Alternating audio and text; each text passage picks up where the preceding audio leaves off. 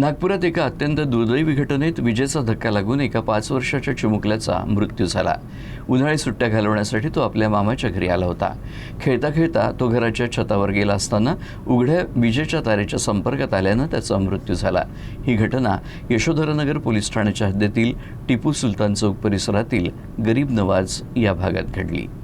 मृत मुलाचं नाव साहत अहमद मोहम्मद अरशद अहमद असं आहे।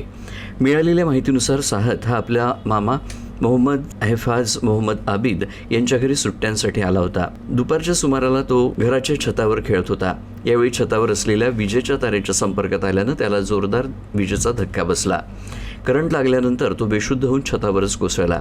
घटनेनंतर कुटुंबियांनी तातडीनं त्याला उपचारासाठी मेयो रुग्णालयात दाखल केलं, मात्र डॉक्टरांनी तपासणी केल्यानंतर मृत घोषित केलं।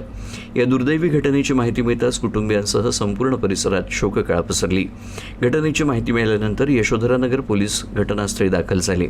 पोलिसांनी आकस्मिक मृत्यूची नोंद केली असून या दुर्घटनेमागील नेमकं कारण आणि निष्काळजीपणाचा कोणता प्रकार झाला का याचा तपास सुरू आहे।